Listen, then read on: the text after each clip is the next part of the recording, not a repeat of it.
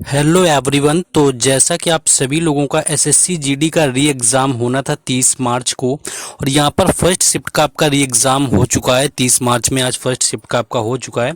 और देखिए, जिनका आगे शिफ्टों में एग्ज़ाम है उनको क्वेश्चन सेंड करने के लिए ये नंबर यहाँ पर दिया गया है। आप सेंड कर सकते हैं क्वेश्चन, ताकि सभी लोगों तक एनालिसिस जा सके। देखते हैं कि आज आपका लेवल क्या रहा हुआ है, क्या क्या पैटर्न में चेंजेस हुए हैं, जो कि आज आपका री एग्ज़ाम था। काफ़ी लोग स्ट्रेस में थे इस वजह से। तो देखिए, एक क्वेश्चन आपका पूछा गया था कि ज्वाला गुट्टा किस खेल से संबंधित है। देखिए, भले नाम थोड़ा आपको नया लगे, लेकिन पैटर्न वही है जैसे कि स्पोर्ट पर्सनैलिटी से आपका पीछे पूछा जा रहा है। तो ज्वाला गुट्टा की बात करें तो इनका जो संबंध है वो बैडमिंटन से। बैडमिंटन इस क्वेश्चन का राइट आंसर था आपका। और बात करें आपका पहले जो पूछे गए उसमें सैफाली वर्मा आपकी क्रिकेट से पूछी गई थी, और उसके साथ साथ अंकिता रैना टेनिस से पूछी गई, अंकिता दास टेबल टेनिस से पूछी गई, मोमा दास के बारे में पूछा गया जो कि टेबल टेनिस से थे। तो इस तरह से ऑलमोस्ट जो पूछे गए, अंजुम चोपड़ा पूछी गई क्रिकेटर। तो पैटर्न यही है आपका, ये भी याद रखना है। आगे शिफ्टों में आपके पूछे जा सकते हैं, क्योंकि मैंने ऑलरेडी आपको स्पोर्ट वाली वीडियो करा रखी। तो बैडमिंटन जो है इनके क्वेश्चन का यहाँ पर राइट आंसर था। नेक्स्ट आगे बढ़ेंगे, लेकिन उससे पहले बता दें कि आपका ये जीडी का एग्ज़ाम हुआ है। कोई भी एग्ज़ाम की आप आगे तैयारी करेंगे तो आपको मॉक टेस्ट देना बेहद ही ज़रूरी होता है। और सबसे अच्छा प्लेटफॉर्म की बात करें कि किसका मॉक टेस्ट होता है, तो वो टेक्स्ट बुक का होता है। और इसमें टीपीएल आईपीएल की तरह चल रहा है, जैसे कि टेक्स्ट बुक प्रीमियर लीग, जिसके तहत यहाँ पर ऑफर है आपको कल यानी कि 31 मार्च तक अगर आप टेक्स्ट बुक परचेज करते हैं तो आपको टेक्स्ट बुक जो पास प्रो है वो 263 में मिल जाएगा। आपको मेरा कूपन कोड यूज करना होगा राज10, और इसको परचेज करने का जो लिंक दिया है वो डिस्क्रिप्शन में दिया गया है। आपको टेक्स्ट बुक जो पास प्रो है इसमें अनलिमिटेड प्रीवियस ईयर पेपर मिलते हैं। 70,000 से भी ज़्यादा प्रीवियस ईयर पेपर मिलेंगे, जो कि डिफरेंट डिफरेंट कैटेगरी एग्जाम के आपके समाहित होंगे। किसी भी एग्जाम की तैयारी करते हैं, एसएससी, रेलवे, बैंकिंग, सब में आपका काम आने वाला है। राज10 मेरा कूपन कोड है। ऑफर कल तक है, नहीं तो ये 600 के आसपास आपका मिलता है। देखिए, यहाँ पर ऑफर है आपका, तो आप इसको ले सकते हैं। लिंक परचेज करने का डिस्क्रिप्शन में दे दिया गया है। नेक्स्ट देखिए, क्वेश्चन आपका देखने को मिला अनुच्छेद से कि जो संविधान का अनुच्छेद है आपका, ये किससे संबंधित है। आपका 324 यहाँ पर पूछा गया था। तो निर्वाचन आयोग इसका राइट आंसर था, यानी कि निर्वाचन आयोग जो है आपका इसका राइट आंसर था, जिससे कि संबंध है आपके अनुच्छेद 324 का। इसके साथ साथ जो कुछ और आपके पूछे गए थे, अगर अनुच्छेदों की बात कर लें, यहाँ पर अनुच्छेद जो आपके पिछले एग्जाम में पूछे गए उसमें आपका एक आर्टिकल 280 कई बार आपका पूछा गया, जो कि वित्त आयोग का अनुच्छेद हो सकता है। तो हो सकता है कि आपका जो आगे एग्जाम है उसमें देखने को मिले। उसके साथ साथ आपका 343, जिसके अंतर्गत क्या होता है कि भाषा जो है हिंदी और लिपि जो है देवनागरी होगी, वो पूछा गया आपका। धन विधेयक अनुच्छेद 110 होता है, ये भी आपका पूछा गया है।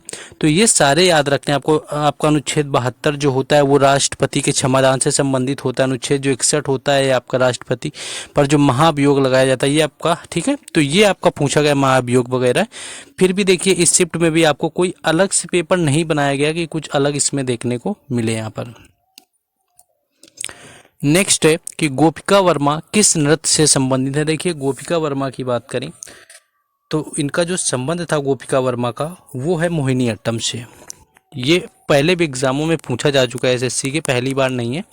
और मोहिनीअट्टम से इनका संबंध है गोपिका वर्मा का। और मोहिनीअट्टम की बात करें तो ये केरल का आपका शास्त्रीय नृत्य है।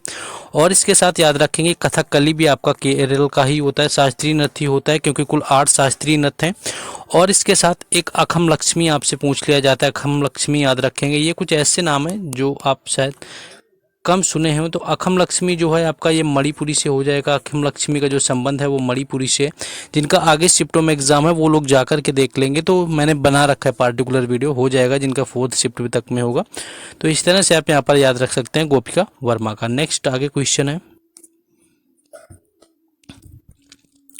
ये एक देखिए आपका वाद्यंत्र से आया हुआ था, रिपीटेड क्वेश्चन ही है। पहले ही आपका जितने जीडी के एग्जाम हुए उसमें ये पूछा भी जा चुका है। शकूर खान वाला क्वेश्चन ये था कि निम्न में से कौन सा है जो सारंगी से संबंधित है, यानी कि सारंगी वाद्यंत्र से जो है कौन यहाँ पर संबंधित है। रिलेटेबल पर्सन आपका पूछा गया था, और ये पूछा भी जा चुका है अभी एग्जाम जब हुआ था।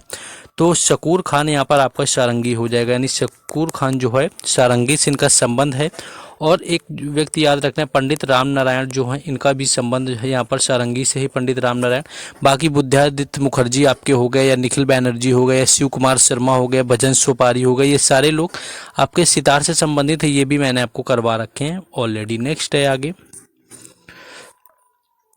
नेक्स्ट क्वेश्चन आपका देखिए जनगणना से पूछा गया था, लेकिन थोड़ा मुझे डीप क्वेश्चन यहाँ पर लगा हुआ है जनगणना का। ऑप्शन आपका देखिए क्वेश्चन था कि किस जनसंख्या में असम राज्य की जनगणना नहीं की गई थी। देखिए सबसे पहले जो जनगणना हुई थी वो 1872 में हुई थी और इसमें जो है असम की जनगणना करी गई थी। इसके बाद आधिकारिक जनगणना आपके 1881 में होती, तब सभी जगह की आधिकारिक तौर पर हुई थी। और 2011 की जो जनगणना हुई है ये 15वें नंबर की है, ये भी याद रखना है। और इसके साथ साथ आज़ादी के बाद से जो है ये 7वें नंबर की है। तो ऑप्शन में अगर आपको 1981 दिया हुआ था वही आपका राइट आंसर था, अगर ये आपको दिया होगा, नहीं तो फिर मैं इसको रीचेक कर लूँगा, क्योंकि 1981 का ऐसा टाइम था जब असम की जनगणना नहीं आपकी हुई थी। हो सकता है कहीं पे और कोई फॉल्ट हो और किसी और ईयर में ना हुई हो जो मुझसे स्किप हो गया। तो अगर 1981 ऑप्शन में था तो ये बिल्कुल राइट आंसर था। जिन लोगों ने अगर किया होगा तो असम की जनगणना जो है यहाँ पर 1981 में नहीं हुई थी। नेक्स्ट क्वेश्चन यहाँ पर अर्थशास्त्र यानी कि इकोनॉमिक्स से पूछा गया था कि जो वर्तमान में इकोनॉमिक्स यानी कि जो अर्थशास्त्र की पुस्तक है वो तो एडम स्मिथ ने लिखा हुआ है। ये सभी को पता है कि जो इकोनॉमिक्स चलता है एडम स्मिथ का है। और यहाँ पर प्राचीन काल में आपको पूछा गया था जो पहले का टाइम पीरियड था उसमें अर्थशास्त्र जो बुक थी वो किसके द्वारा लिखी गई थी। तो कौटिल्य ऑप्शन में दिया होगा, और कौटिल्य अगर नहीं दिया होगा तो कई बार चाणक्य दे देते हैं, यानी कौटिल्य या चाणक्य हैं, इनके द्वारा लिखा गया अर्थशास्त्र। और ये चंद्रगुप्त मौर्य के जो हैं प्रधानमंत्री थे।